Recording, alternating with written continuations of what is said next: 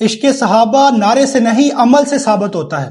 ہم ہر جمعے کو صحابہ اکرام کے قصے سنتے ہیں، تقریروں میں ان پر فخر کرتے ہیں، لیکن آج اپنی زندگی میں ان کی جھلک کہاں ہے؟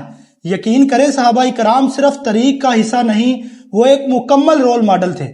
انہوں نے اسلام کو صرف عبادت تک محدود نہیں رکھا، بلکہ ریاست، عدل، معیشت اور تعلیم جیسے شعبوں میں انقلابی بنیاد رکھی۔ حضرت ابوبکر صدیق رضی اللہ تعالیٰ عنہ نے سب سے پہلے فتنوں کے دروازے بند کیے، ریاست کو وحدت دی اور نبی کریم صلی اللہ علیہ وسلم کے بعد امت کو استحکام دیا۔ لیکن آج ہماری قیادت فتنوں کو بند نہیں کرتی، بلکہ سیاسی مفاد کے لیے مزید دروازے کھولتی ہے۔ ہم نے وحدت کی جگہ فرقہ واریت کو گلے لگا لیا۔ حضرت عمر نے حکومت، قانون اور سسٹم میں ایسا عمل قائم کیا جو آج کی جدید ریاست کے لیے بھی ایک رول ماڈل ہے۔ مگر آج ہماری گورنمنٹ میں صرف انصاف نہیں، صرف اقتدار کی جنگ ہے۔ ہم نے عدل کو فائلوں میں دفن کر دیا اور عوام کو قطاروں میں ذلیل کر دیا۔ حضرت عثمان نے معیشت کو صدقہ، تجارت اور قرآن کی اشاعت پر مضبوط کیا۔ آج ہمارا معاشی نظام سود، دکھاوا اور مہنگائی کا شکار ہے۔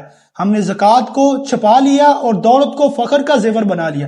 حضرت علی علم، بصیرت اور دلیل کے امام تھے، ان کے فیصلے آج بھی قاضیوں کے حوالے ہیں۔ لیکن آج ہم دلیل سے نہیں، وائرل ویڈیو سے متاثر ہوتے ہیں۔ ہمارے دماغوں میں شور ہے، شعور نہیں۔ دنیا آج کہاں جا چکی ہے؟ ٹیکنالوجی، تعلیم، بزنس ماڈل میں انقلاب آ چکا ہے، لیکن ہم آج بھی نعرے، جذبات اور تقریروں میں قید ہیں۔ آج کا نوجوان اگر چاہے تو صرف ایک لیپ ٹاپ سے دنیا کی بڑی کمپنیوں کے ساتھ کام کر سکتا ہے۔ Free lancing, e commerce, digital marketing, YouTube business, یہ سب ہمارے لیے موقع ہیں۔ صرف نیت، نظم اور نالج کی ضرورت ہے۔